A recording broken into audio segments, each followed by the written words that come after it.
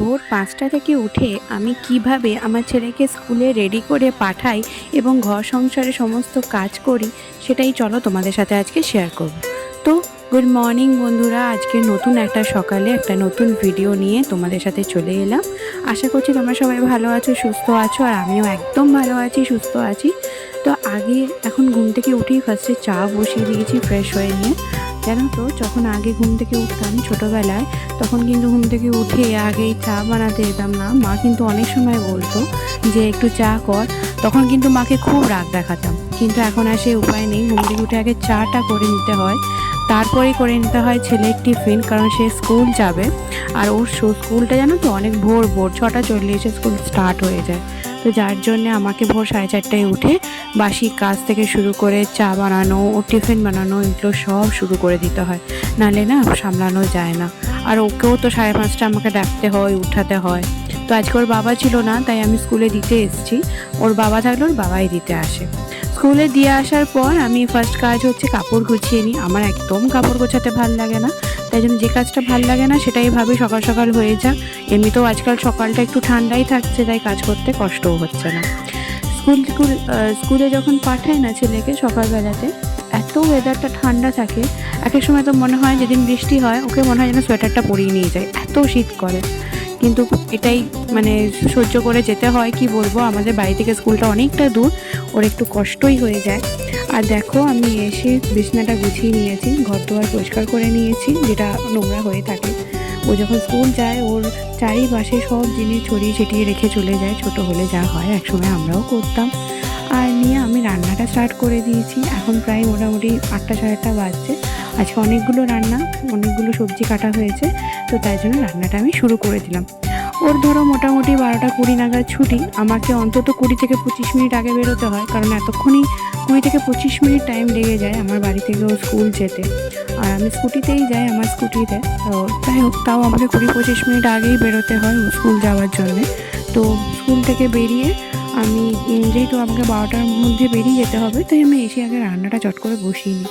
এদিকে রান্না হচ্ছে আর এইদিকে আমি ঘর দুয়ার একটু পরিষ্কার করে নিই। প্রত্যেক দিন ডাস্টিং করা সম্ভব হয় না, ওই যেটুকু হয় আর কি।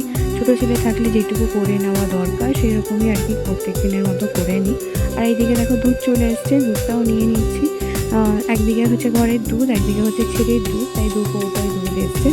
আর এইদিকে ফাঁকে ফোকরে কাজ করতে করতে আমার দেখো একটা তরকারি নেমেও গেল। ভেন্ডি আলু তরকারি করেছিলাম আজকে, সেটা আমার নেমে গেল। এরকম একটা একটা করে আমি রান্না করতে থাকি, আর একদিকে আমি কাজ করতে থাকি। এতে কি হয় বলো তো, ঘর বাড়িও পরিষ্কার থাকে, সঙ্গে আমার রান্না বান্নাও হতে থাকে। রান্না বান্নাতে তুমি যদি রান্না করো আর একদিকে যদি চুপচাপ বসে থাকো বা ফোন দেখো, সে তোমার সময়টাই নষ্ট হবে। কিন্তু তুমি যদি দুটো কাজ একসাথে করো না, তাহলে তোমার এনার্জিও থাকবে, তোমার সময়ও নষ্ট হবে না, আর ঘর বাড়িও পরিষ্কার থাকবে। তো এখন দেখো, আমি একটা রান্না শেষ হতে না হতে এখানে শাকটা বসিয়ে দিয়েছি। শাকটা হতে একটু সময় লাগে সেদ্ধ হতে, তো ওই শাক বসাতেও ধরো আরেকটা রান্নার সবজি কেটে নিলাম, এরকম আর কি। একটা বসিয়ে আর একটা জোগাড় দিতে থাকি, তাহলে কি হয়, ঝটপট হয়েও যায়, আর নিজেও একদম এনার্জেটিক লাগে। একবার যদি বসে যাই না, তারপর আর মনে হয় না যে কোনো কাজ করি। তো এখন শাকটা দেখো হয়ে গেছে সিদ্ধ। তো এখন ভাবলাম যে চলো এবার শাকটা চোখে নেওয়া যাক। তো আজকে একটু রসুন দিয়ে আর শুকনো লঙ্কা দিয়ে মানে এটাকে চোখবো, যেহেতু আজকে মানে আজকে কি হয়, আমরা যেদিনকে নিরামিষ হয় সেদিন শুধুমাত্র শুকনো লঙ্কা দিয়ে চুকি, কিন্তু আজকে তো নিরামিষ নয়, আজকে আমিষ, তাই একটু রসুনও দিলাম। আর রসুনটা দিলে যে খেতেও ভালো লাগে, আমার বাড়ির সবাই রসুন দিলে খুব পছন্দও করে, সত্যি কথা বলতে গেলে। আর দেখো, এখন শাকটা ভালো করে ভেজে নিচ্ছি তেলে। আর এই শাকটা ভালো করে ভাজা হয়ে গেলে আমি আরেকটা রান্না বসিয়ে দেবো। আর দেখো, যেমনটা বললাম, একদিকে আমার শাক ভাজা হচ্ছে, আর একদিকে ইন্ডাকশানে আমি দুধটা গরম হতে বসিয়ে দিয়েছি, কারণ এখন যা গরম, দুধ নাহলে ফেটে যাবে।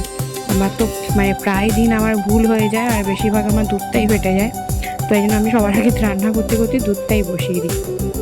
আর একদিকে দেখো, আমি আরেকটা সবজি বসিয়ে দিলাম। এটা সব মিশাল সবজি বসাচ্ছি। আজকে এত রান্না কেন করছি বলো তো, এক তো হচ্ছে ঋষির বাবা, মানে আমার ছেলের কথা বলছি, আর বাবা বলতে আমার হাজব্যান্ড আজকে 2-1 দিন মানে বাইরেই ছিল অফিসের কাজে, তো আজকে আসবে, তো এখানে একটু রান্নাবান্না একটু বেশিই হচ্ছে। তাছাড়াও আরেকটা কারণ, যেটা মেন কারণ হচ্ছে, আমার ছেলে ভেন্ডি খেতে চায় না। আমিও ভেন্ডি খাওয়া একদম পছন্দ করি না, মানে আমাদের দুজনেরই ওটা খুব ল্যাদ ল্যাদ লাগে, তাই জন্য আমরা ভেন্ডিরা খেতে চাই না। হ্যাঁ, ভাজা হলে টুকটাক খেয়ে নিই, কিন্তু ভেন্ডির ঝোল বা ভেন্ডির তরকারি এসব হলে আমরা একদম খেতে চাই না। তো যার জন্য কি করি, আমরা একটুখানি ওই সব দিয়ে একটা সবজি বানিয়ে নিলাম, ওটা আমি আর ঋষি বিশেষ করে খাবো, বাকিরা সবাই অল্প অল্প নেবে। আর এইদিকে দেখো উচ্ছে আলু দিয়ে সর্ষে দিয়ে পেঁয়াজ দিয়ে একটা তরকারি মতো তেতো মতো আর কি বানিয়ে নিলাম। ওর ঋষির বাবা খুব তেতো খেতে ভালোবাসে, সঙ্গে আমার শাশুড়ি মাও খুব তেতো খেতে ভালোবাসে, তাই ওদের জন্য এটা একটা স্পেশাল রেসিপি, তেতো দিয়ে আলু দিয়ে, মানে উচ্ছে দিয়ে আর কি, উচ্ছে দিয়ে আলু দিয়ে। আর আজকে জানো তো উচ্ছেটা না গাছের উচ্ছে ছিল, তোমাদেরকে কোনো একটা ব্লগে শেয়ার করব। আমি অনেক কিছু গাছ লাগিয়েছি ঘরে, আর যেগুলোর খুব সুন্দর ফলন। আজকে তো যেটা সব মিশাল তরকারি বানালাম, সেটা তো যে ঝিঙেটা দেওয়া হয়েছিল সেটাও আমার বাড়ির ঝিঙে। আমি যদি পারি তো এই ভিডিওর শেষে সেই ঝিঙের একটা ছবি তোমাদের দিয়ে দেবো। তখন ভিডিও করা হয়নি, কারণ আমি তখন ঋষিকে স্কুলে দিতে গেছিলাম, আর সেই সময় আমার শাশুড়ি মা ঝিঙেটা গাছ থেকে পেরেছে, তো তখন আর ভিডিও করা হয়নি। তবে একটা ছবি তুলে রেখেছি, সেই ছবিটা তোমাদের সাথে ভিডিওর শেষে শেয়ার করব। তারপর দেখো আমি বসে গেছি এখন মাছ করতে। হয়ে গেছে আমার ওই উচ্ছের তরকারিটা হয়ে গেছে। উচ্ছেটা করতে করতে তোমরা দেখলে আমি রসুন ছুলছিলাম। আর জানো তো আমি এখন তোমাদের সাথে যখন ভয়েস ওভার দিচ্ছি ভিডিওতে, তখন আমাদের এখান দিয়ে ট্রেন যাচ্ছে, তোমরা দেখতে পারবে আমার ভিডিওতে, দেখেছো হয়তো। এই দেখো এখানেও দেখো ট্রেন যাচ্ছে। যেমনটা বললাম, আমার একদম বাড়ির পাশেই রেল লাইন, সেখান দিয়ে হামেশাই ট্রেন যায়।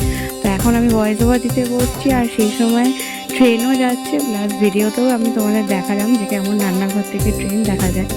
তো একটু সাউন্ড প্রবলেম হয় ওই জন্য। আর আমার বাড়ির সামনেই মানে রাস্তা, মানে ভয়েস ওভার দিতে খুব অসুবিধা হয়, গাড়ির আওয়াজ হয়, ট্রেনের আওয়াজ হয়, খুব সমস্যা হয়। তো চলো, আমার রান্না হয়ে গেছে, মাছের ঝোলটা বসিয়ে এসেছি, নিয়ে আমি এখন রেডি হয়ে নিলাম। আর এই দেখো আজকের রান্না, মাছ ভেজে রেখেছি, উচ্ছে আলু দিয়ে ঝাল, এটা ভেন্ডি আলু তরকারিটা, এটা সব মিশাল তরকারি, এটা শাক ভাজা। আর এখানে দেখো ভাতটাও হয়ে গেছে, ভাতটা এখন বন্ধ করে রেখে যাব। আর এই যে মাছের ঝোল, স্কুল থেকে ঋষিকে এনেই সবার আগে ওকে খাইয়ে নিয়েছি, এবার ঘুম পাড়াবো, ওর সাথে আমরাও খেয়ে নিয়েছি। আজকের মতো ব্লগটা এখানেই শেষ করছি, দেখা হচ্ছে তোমাদের সাথে নেক্সট কোনো একটা ব্লগে।